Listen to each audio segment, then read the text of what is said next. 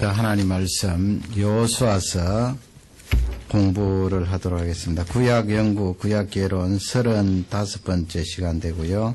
여호수아로는 3번째 시간 되겠습니다. 오늘은 여호수아 4장, 5장 공부하도록 하겠습니다. 3장, 4장, 5장입니다.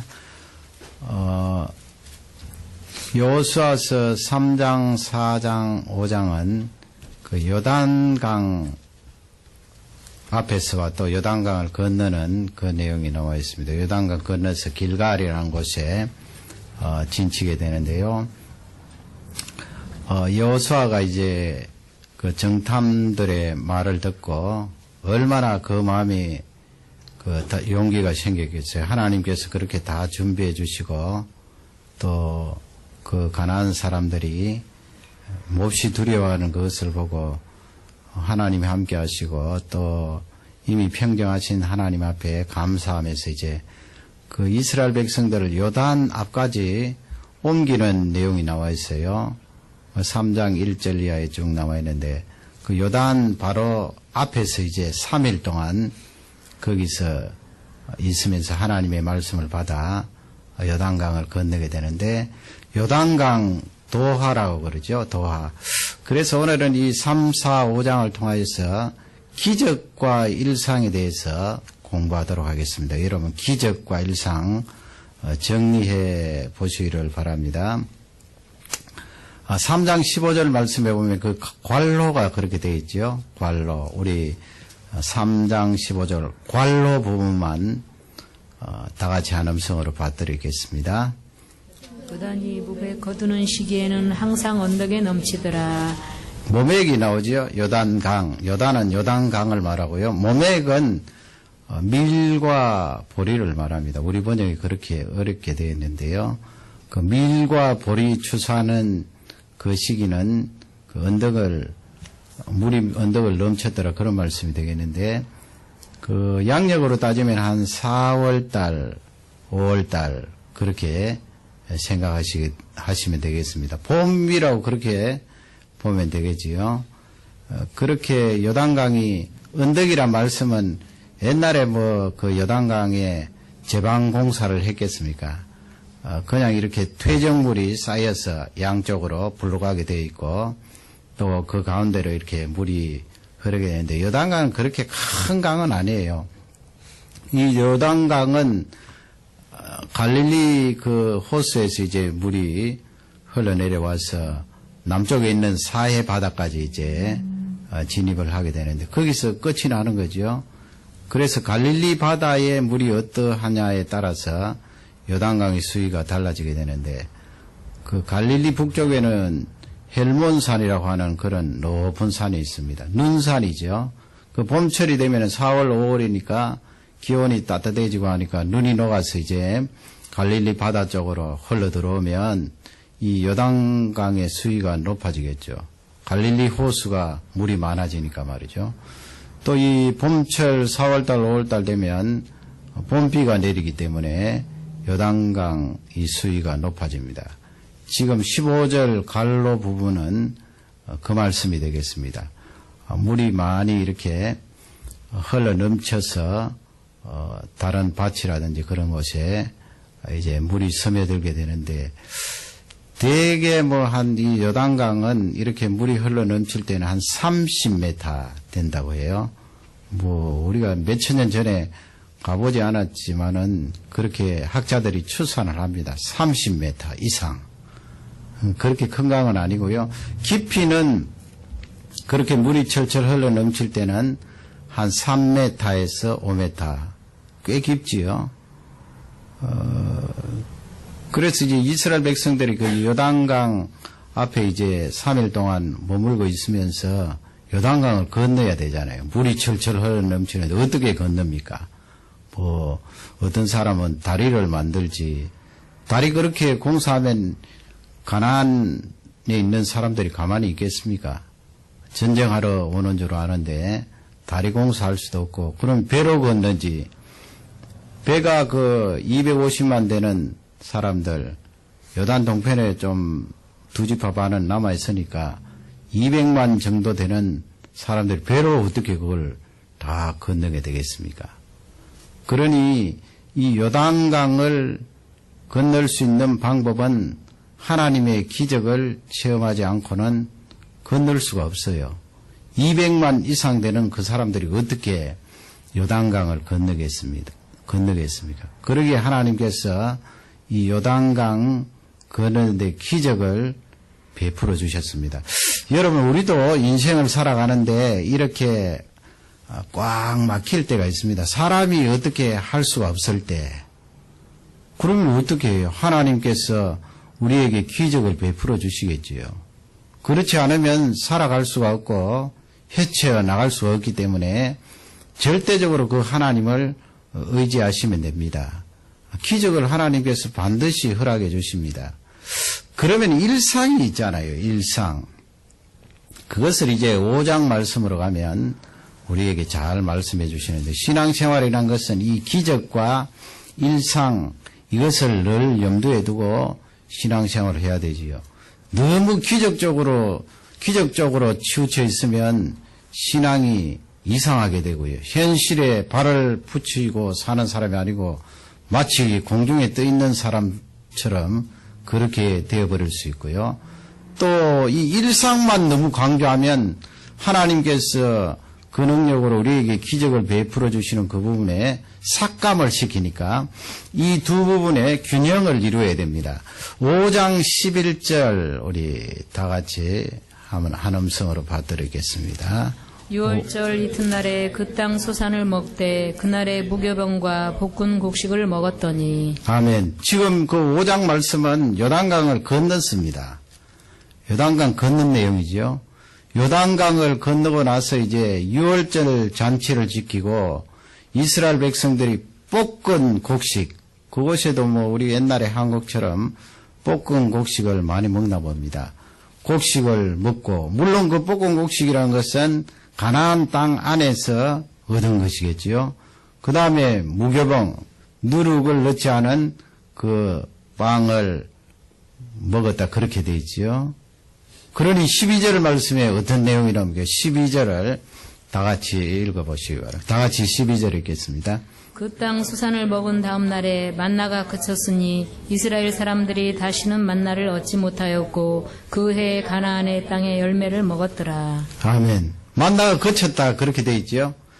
요단강을 건너고 나서 가나안 땅에 들어가서 지금 요단강 건널 때가 성경을 쭉 보면은 딱 정확하게 40년 딱 지났어요. 딱 지났는데 정월 10일 날 도착했거든요. 출애굽했던 날짜가 언젠가 하면 6월절 지켰던 그날이 정월 14일인데 4일 모자라요. 그리고 그 요단강 건너고 나서 이제 6월절을 지키잖아요. 6월절 지키면서 거기서 난 소출들을 먹을 때 그 다음 날 만나가 딱 끝이 났어요. 그러니 이 만나는 이스라엘 백성들에게 하나님이 베풀어 주신 기적이잖아요. 얼마나 큰 기적이에요.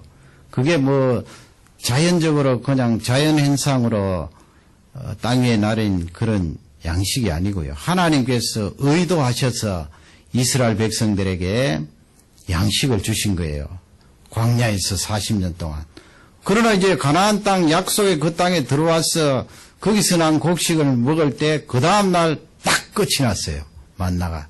그러니 만나는 하나님이 베풀어 주신 기적이다 하는 것을 알 수 있고, 거기서 끝났다는 말씀을 통하여서 우리에게 주시는 메시지는 일상이 우리에게 있다는 거예요. 일상이 있지 않습니까?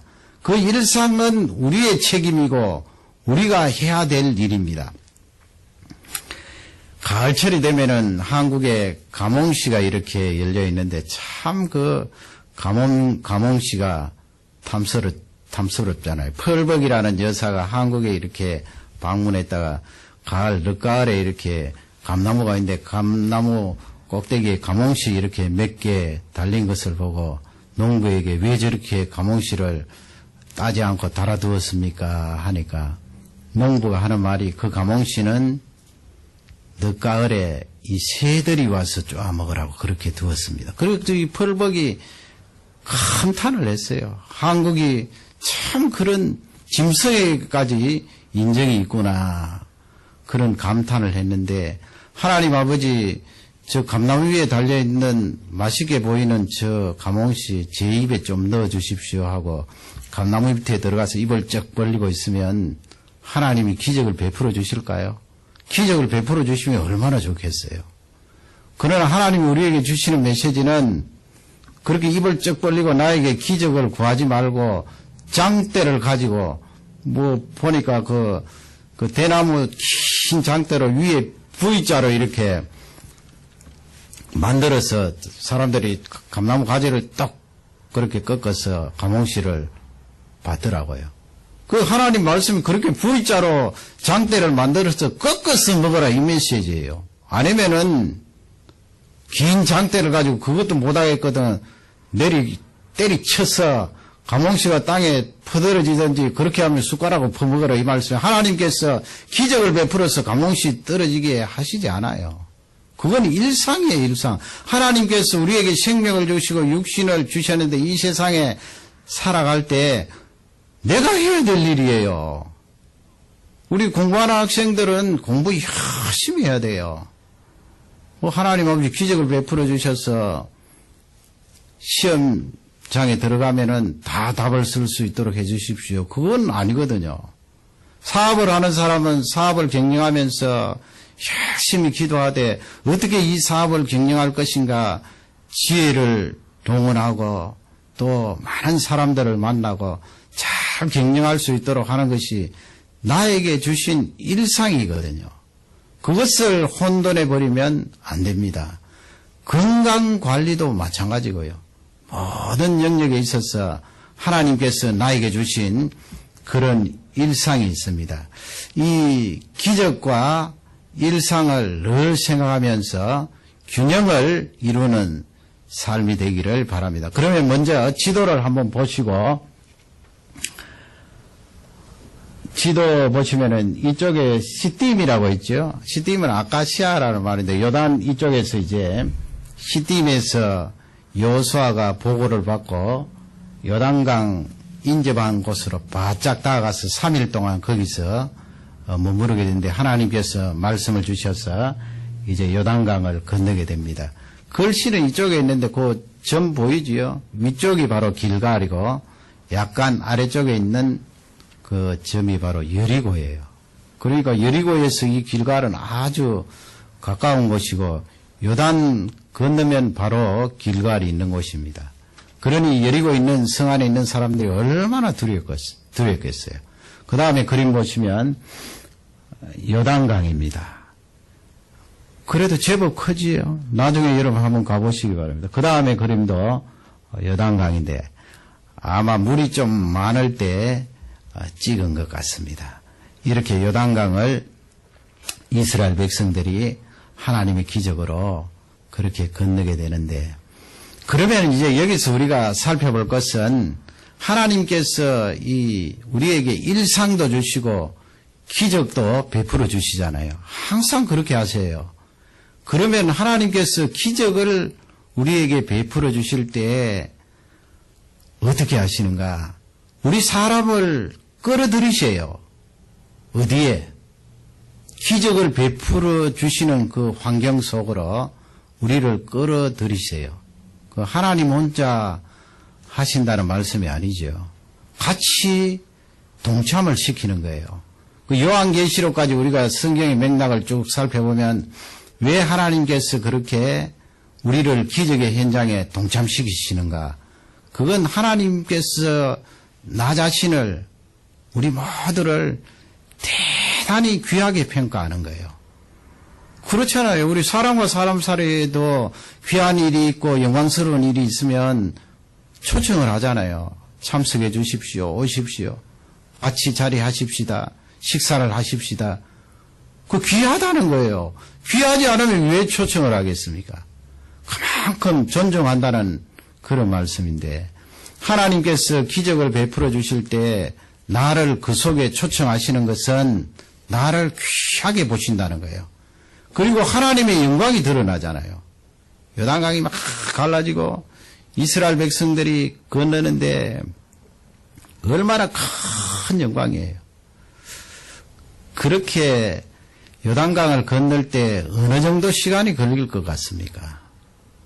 학자들이 대충 이렇게 연구해 보니까 200만 명 잡으면 길이가 이렇게 강폭이 넓이가 한 1km 정도 그렇게 갈라졌으면 말이죠. 그 마른 땅이 되었잖아요. 그 길을 건너가는데 약 반나절 그렇게 걸렸다는 거예요. 얼마나 영광스러워요. 하나님께서 기적의 현장에 나를 초대하시는 것은 바로 하나님이 받으실 그 영광을 나누시겠다는 거예요. 나와 함께 나누시겠다는 거예요. 얼마나 귀해요, 여러분. 그런데 우리 사람이 문제예요. 그렇게 나누시겠다고 하나님께서 우리에게도 영광을 주시고 그렇게 하는데 우리 사람이 하나님께 돌아갈 영광을 빼앗아버리거든요. 절취해버리거든요. 그러면 하나님께서 대단히 섭섭해 하세요. 하나님 마음에 꼭 드는 방법은 하나님 모든 영광을 하나님께 돌립니다. 하나님만 받으십시오. 그렇게 하면 자꾸 내가 영광을 받을 수 있는 그 자리로 하나님께서 초청을 해 주신다는 것을 꼭 잊지 마시기 바랍니다. 그러면 구체적으로 성경을 통하여서 나를 그렇게 참여시킬 때에 어떤 방법으로 참여시키는가 그걸 알아야 되겠죠. 기적의 현장에 두 가지예요. 그 하나는 믿음으로 참여하도록 하시는 거예요. 믿음으로 기적의 현장에 참여하면 하나님께서 참 귀하게 보세요. 그 참여하는 거 아닙니까? 믿음으로 참여하는 거예요. 그 내용이 이제 3장 5절 말씀이 있어요. 우리 3장 5절 왔다 갔다 합니다만은 3장 5절을 다 같이 읽도록 하겠습니다. 여호수아가 또 백성에게 이르되 너희는 스스로 성결케 하라. 여호와께서 내일 너희 가운데 기사를 행하시리라. 성결케 하라 그랬죠. 내일 하나님께서 큰 두 원더스 그랬는데 큰 그런 기적을 나타내 보이시겠다. 하나님의 기적을 나타내 보이시는데 이 여호수아가 백성들의 너희들 성결케 하라, sanctify라고 되어 있는데 거룩하게 하라 이 말씀이에요. 거룩하게 하라. 아니 지금 여리고 건너면 여리고고 요단강 앞에서 어떻게 거룩하게 합니까? 뭐 옛날에 그 야곱처럼 베델로 올라갈 때 뭐 다 단장품 제하고 옷도 빨고 그렇게 해야 되는 거예요. 그게 아니고 여기서 말씀은 마음으로 준비하라는 거예요. 하나님을 사모하고. 그러니까 믿음이 생기도록 그렇게 마음을 깨끗하게 하고 사모를 하고 준비를 하고 하나님이 기적을 드러내실 때 거기에 같이 참여하여서 하나님의 영광을 누리도록 하라 그 말씀이에요. 그 하나님이 우리를 초대하시는 거죠. 얼마나 귀한 말씀이에요. 그게 바로 성결케 하라. 그 믿음의 단계로 넘어가는 전 단계지요. 내가 내 마음을 준비하지 않고 성결하게 깨끗하게 하지 않고 어떻게 믿음이 생기며 하나님의 기적을 체험할 수가 있나요? 그렇게 말씀하시고 그 다음에 15절 이번에는 괄로 뒤에 3장 15절 괄로 뒤에 다 같이 읽도록 하겠습니다. 시작. 궤를 맨 자들이 요단에 이르며 궤를 맨 제사장들의 발이 물가에 잠기자. 궤를 맨 자들은 레위 사람들이 되겠지요. 제사장들. 그 궤라는 말씀은 하나님의 언약궤, 법궤예요. 그 이스라엘 백성들하고 약 2천 규빗 다른 절에 나와 있어요. 그렇게 떨어져서 먼저 요단강 쪽으로 들어가는데 2천 규빗 하면 한 900m 돼요. 그렇게 이스라엘 백성들이 뒤쪽에서 다 그렇게 볼 수 있도록 제사장들이 궤를 메고 들어가는데 그림 나오는지 모르겠습니다만 그렇게 들어가는데 16절 말씀에 보면 어떤 일이 있는가 하면 우리 16절을 다 같이 읽겠습니다. 곧 위에서부터 흘러내리던 물이 그쳐서 심히 멀리 사단에 가까운 아담의 변방에 일어나 쌓이고 아라바의 바다 여매로 향하여 흘러가는 물은 온전히 끊어짐에 백성이 여리고 앞으로 바로 건널세.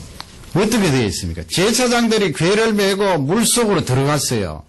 그 홍해 가르는 것하고는 하나님께서 다른 측면으로 그렇게 기적을 드러내 주셨는데 제사장들이 법궤를 메고 요단강물 속에 들어가서 발을 적실 때 요단강이 탁 멈춰서게 된 거예요.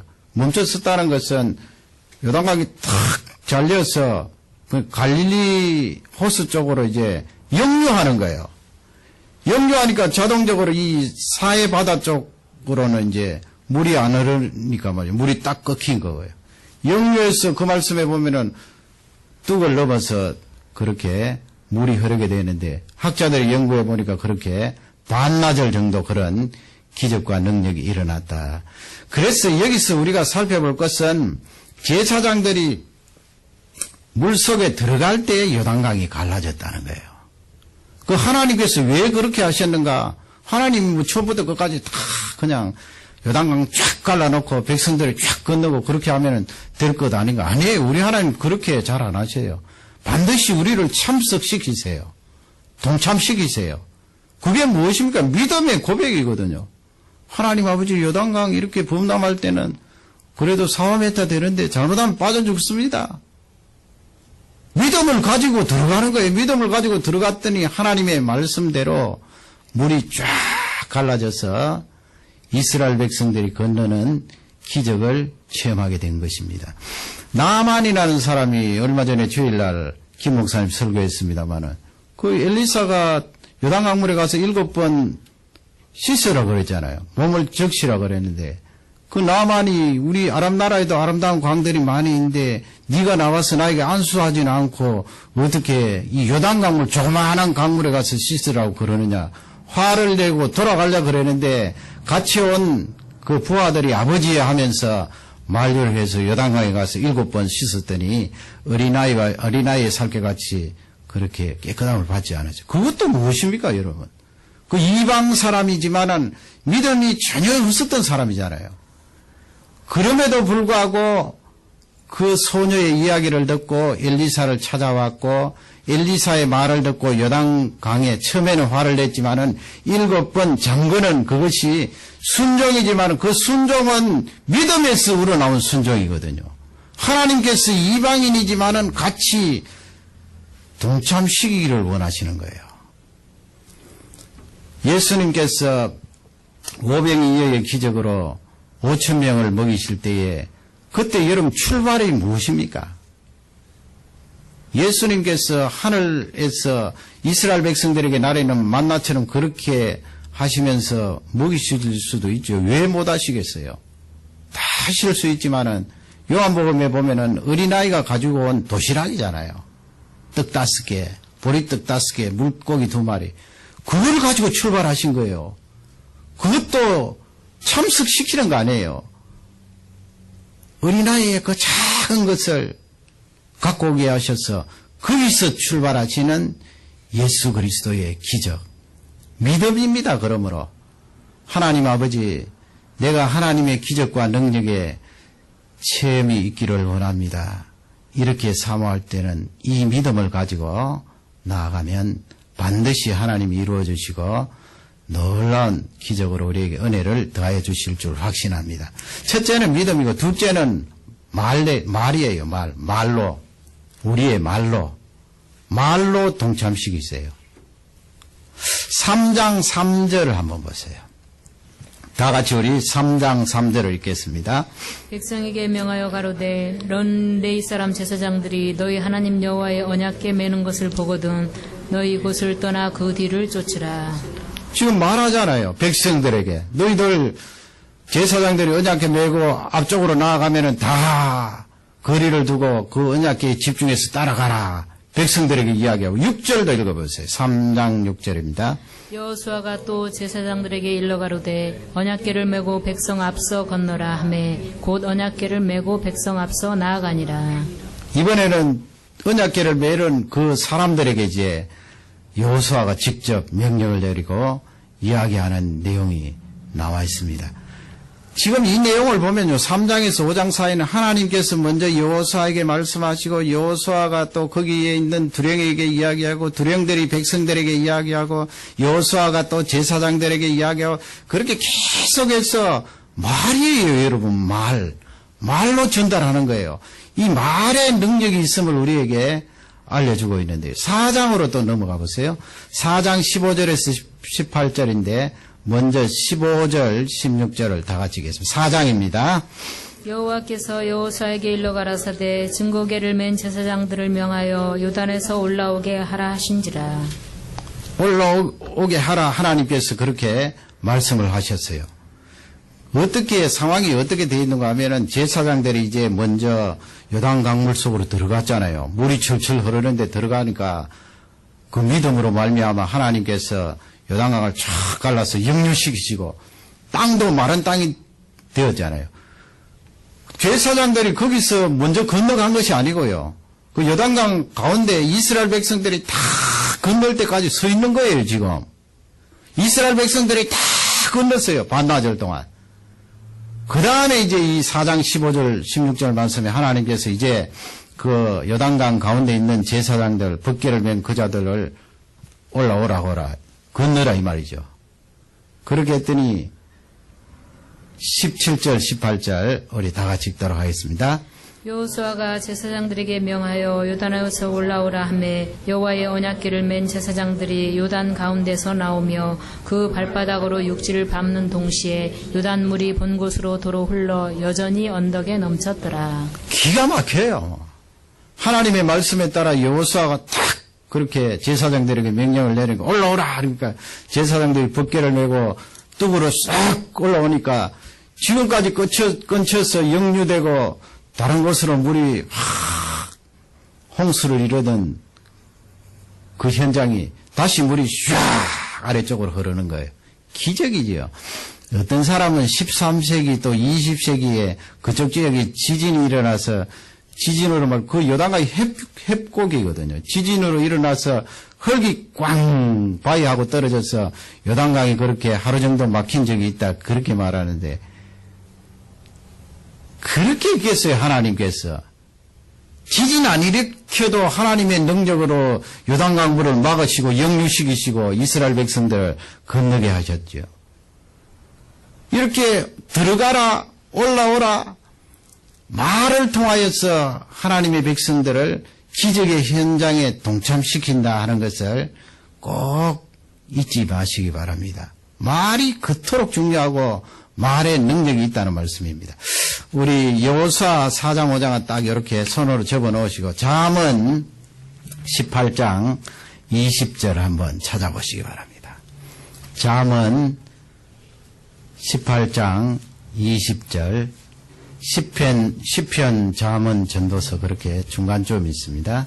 시편 잠언 전도서 그 말에 대해서 솔로몬이 귀한 교훈을 우리에게 주셨습니다.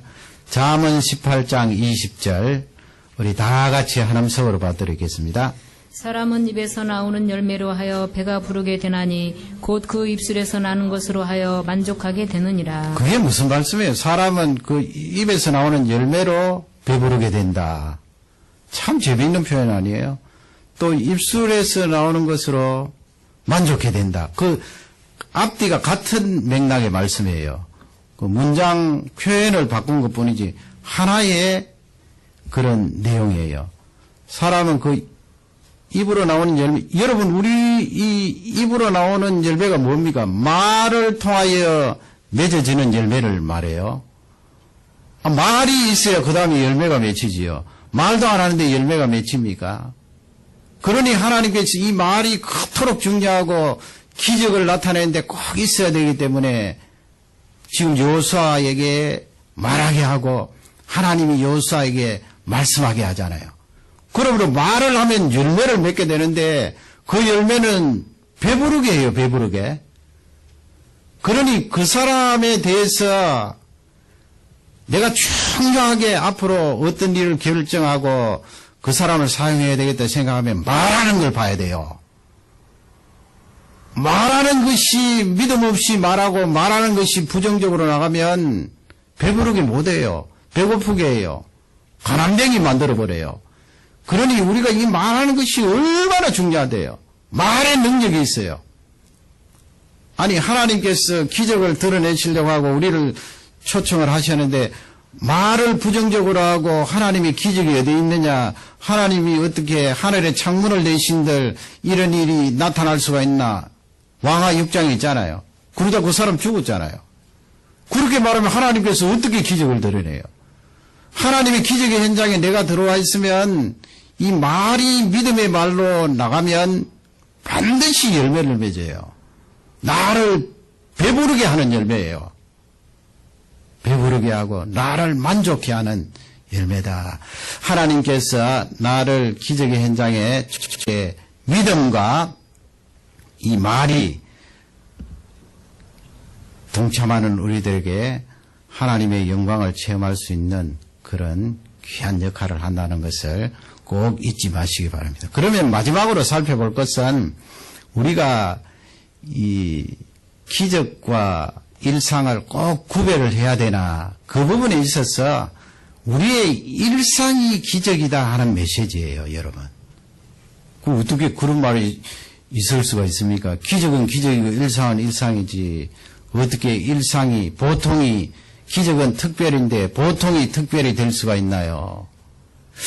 4장 5절에서 7절 보면은 지금 하나님께서 두 가지로 말씀했는데 그 4장 5절에서 7절은 돌을 바깥으로 끄집어내어서 거기에 12돌을 세우는 그런 기념비가 되겠죠. 요단강을 건넌 그 기념으로 그렇게 세우라고 말씀하는데, 요단강 안에 있었던 큰 돌을 들여다가 바깥으로 끄집어내어서 거기에 세우도록 하는 그 내용이에요.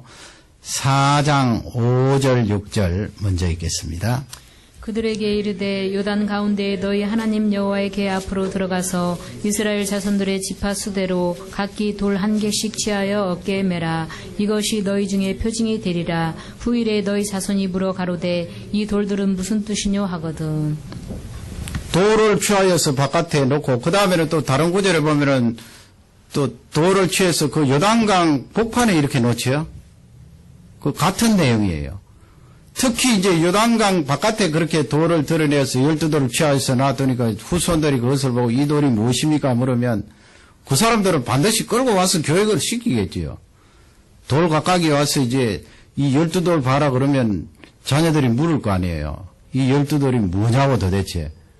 그러면 이제 설명하는 거예요. 하나님께서 법궤를 앞세우고 그래서 우리 이스라엘 백성들이 선조들이 이 요단강을 건너던 기념으로 요단강 안에 있던 돌들을 이 바깥에 끄집어내었다. 기억하라는 말씀이죠. 7절을 우리 다 같이 읽겠습니다. 그들에게 이르길 요단물이 여호와의 언약궤 앞에서 끊어졌었나니 곧 언약궤가 요단을 건널 때에 요단물이 끊어졌으므로 이 돌들이 이스라엘 자손에게 영영한 기념이 되리라 하라. 아멘. 기억하라는 말씀이에요. 기억하라. 왜 여러분 믿음이 없습니까? 그 자녀들 내가 1세대 내가 예수님 잘 믿고 그 다음에 2세대로 넘어가고 또 3세대로 넘어가는데 늘 기도 제목이 그렇잖아요. 하나님 저 유대인들처럼 비록 뭐 예수님은 안 믿지만 그 사람들이 그 구약 성경을 붙들고 믿는 그 믿음은 대단하잖아요. 그 유대인들처럼 2000년 이상 지나도 그렇게 성경을 붙들고 믿음을 유지하는 그건 우리가 참 배울 점이 있거든요. 우리 지금 여기 캐나다에 와서 2세대, 3세대 넘어가는 것도 염려하고 있는데 그 사람들은 2000년 하면은 얼마예요 도대체 2000년 하면은. 100년이 3세대면 몇 세대예요 2000년 하면은. 그렇게 세대가 많이 지나가도 하나님 말씀 붙들고 또 그 유대인이란 민족 맹력을 이어오고 있는데 어떻게 그렇게 했는가? 그건 기억하는 거예요. 기억. 그러면 기억한다는 것이 뭐예요? 지금 이스라엘 백성들이 시간이 지나고 나서 그 현장을 볼 수가 없잖아요. 어떻게 현장을 봅니까? 수백 년 지나면은 요단강 물도 달라지고 강은 그 자리에 있지만은 건넜던 흔적이 없잖아요. 그러니 이 수백 년 지나고 나면 사람들이 자꾸 하나님에 대한 체험이 없고 믿음이 식어져요. 옛날에 그렇게 건넜다고 이야기는 들었는데 내가 직접 못 봤으니까 말이죠. 그러니 믿음이 없는 거예요. 3세대, 4세대 넘어갈수록 믿음이 없는데 중요한 것은 내 삶 속에 하나님이 매 순간 기적을 베풀어 주시는 거예요. 아니 나는 매 순간 나에게 기적을 베풀어 주시지 않던데 그렇게 반문할 수 있잖아요. 20몇 년 된 것 같아요. 제가 서울에서 사회 갈 때 거기 어떤 부목사님이 우리 금요 기도회 때 돌아가면서 부교육자들이 설교를 하는데 그분이 제가 오늘 생각이 나더라고요. 그분이 이제 설교하는데 무슨 설교를 하시는가 하면 아마 그때 그 딸내미 자녀가 둘이 있었는데 큰 딸내미가 유치원 학생 아니면 1학년 같은데 일주일 내내 변비 때문에 화장실에 가서 용변을 못 보는 거예요. 지금 제가 생각하니까 아니 병원 가지 왜 일주일 동안 그렇게 고생을 시켰나. 그러니 이 어린이가 막 우는 거예요. 1시간 앉아 있어도 안 되고 어떻게 해요? 굉장히 힘들잖아요. 근데 일주일 만에 딱 그렇게 용변을 본 거예요. 그래서 그날이 금요일 저녁에 이제 나와서 설교를 하는데 무슨 설교를 하시는가 하면 화장실 가서 볼일 잘 보는 것도 하나님의 은혜요, 하나님의 기적이다 그래요. 여러분 그 말씀이 틀렸나요? 우리가 무딘 거예요. 우리가 아니 뭐 사람이 태어나서 먹고 그 다음에 화장실 가서 볼일 잘 보는 거 그거 정상 아닌가? 정상 아닌가 생각해버리면 하나님 앞에 감사할 것이 없잖아요. 하나님께서 기적을 베풀어 주시고 은혜를 베풀어 주셔서 정상이 되어서 정상적으로 볼일 보는 거지요. 얼마나 전에 제가 몇 년 전에 어떤 신부님이 그분이 수필집을 많이 썼는데 그 신부님이 그러더라고요. 화장실 가서 그날도 용변을 잘 보면 감사한다는 거예요. 감사. 여러분 우리가 사는 이 일상이 기적 아닌 것이 있나요? 각자 학교로 일터로 흩어져서 저녁에 돌아오면 그 기적이에요. 여러분 늘 돌아올 것으로 생각합니까? 기적이에요. 밤에 같이 잠자고 아침에 늘 일어날 것으로 생각합니까? 그날 일어나면 기적이에요. 하나님이 은혜를 베풀어 주시고 능력을 다하여 주셔서 살게 하신 거예요. 그게 기적이에요. 그러니 우리는 신앙생활하면서 딱 뭐 하늘에서 뭐가 떨어지고 죽었던 사람이 살아오고 그것만 기적으로 생각하니까 일상생활 속에 우리가 겪고 체험하는 그것을 감사를 못해요. 감사를. 결혼을 하고 나면 자녀들이 그냥 자동적으로 태어나나요? 절대 안 그래요. 하나님이 은혜를 주시고 기적을 베풀어 주셔서 자녀를 가지게 되고 자녀가 건강하게 자라게 되는 거죠. 그 기적이에요. 감사. 그걸 이제 기억하라는 거예요. 여러분 우리가 일상에서 그렇게 하나님이 은혜를 베풀어 주시고 기적을 통하여 하나님 앞에 감사하지 않을 수가 없습니다. 그렇게 고백하면 그 신앙이 뜨거워져요. 늘 내 일상 삶 속에 하나님의 그 능력을 보게 되잖아요. 이스라엘 백성들이 이렇게 가나안 땅에 들어가서 100년, 200년 세월을 지나니까 나중에 다 타락했잖아요. 가나안 땅에 있던 우상 섬기고 뒤섞여서 혼합이 되어서 그 사람들하고 똑같이 되어버렸는데 그때 하나님께서 누구를 세웠어요. 가만히 두시면 안 되죠. 누구를 세웠는가 하면 그 지중해 해변가에 있는 블레셋 사람, 팔레스틴 사람들을 세워서 계속 괴롭히잖아요. 전쟁을 일으키잖아요. 왜 그러면 하나님께서 하나님 백성들에게 그렇게 전쟁을 일으키시는가? 그건 보게 하는 거예요. 하나님의 능력을. 전쟁을 통하여 하나님이 살아계셔서 이스라엘을 어떻게 도우는가 그것을 보게 하는 거예요. 보게. 일상생활 속에서 하나님의 능력과 기적을 모르는 이스라엘 백성들에게 그 사람들이 무대에서 모르는 거예요. 일상생활에 늘 기적을 체험하면서도. 그러니까 전쟁을 일으켜서 하나님께서 그들을 도우는 그 기적을 보게 하신 거예요. 그게 바로 사사기예요. 실패한 이스라엘 백성들에게 하나님이 눈으로 보게 하는 거예요. 그러므로 우리가 자자손손 대를 이어서 신앙을 유지할 수 있는 중요한 방법은 보게 하는 거예요. 어떻게 보는가? 그럼 전쟁이 맨날 일어나야 되는 거 아니에요. 일상생활 속에서 늘 우리가 기적을 체험하잖아요. 제가 예로 들은 그거예요. 하나님이 도우지 않으시면 내가 이 밥을 떠서 내 입에 넣을 수가 없어요, 여러분. 입맛 나는 것이 일상이죠, 일상. 그러나 입맛이 떨어졌을 때, 하나님께서 은혜 베풀지 않고 기적을 베풀어 주시지 않으면 내 입맛도 내 마음대로 할 수 없구나. 그걸 우리가 고백하는 거예요. 그러니 우리는 1세대나 2세대나 3세대나 이 일상 속에 하나님이 다 나를 도우시고 함께 하시고 체험케 하시는 그 기적을 볼 수 있는 거예요. 그거 보면은 하나님 떠나겠어요. 하나님 붙들게 되지요. 지금 요단강을 건너서 가나안 땅에 들어간 이스라엘 백성들이나 우리에게 주시는 귀한 말씀은 그런 맥락에 있습니다. 하나님께서 기적을 베풀어 주실 때는 나와 바짝 가까이 다가오셨다가 일상생활 속에 내가 살아갈 때는 저 멀리 계시나요? 그런 하나님이 어디에 있습니까? 일상생활 속에서도 성령 하나님께서 나와 바짝 내 속에 계시면서 늘 기적을 체험하게 하시고 은혜를 더하여 주시는 그 하나님을 찬양합니다. 이 말씀이 감사와 또 축복 기도로 이어지는 귀한 말씀이 되기를 주님의 이름으로 축원합니다. 다 같이 우리 기도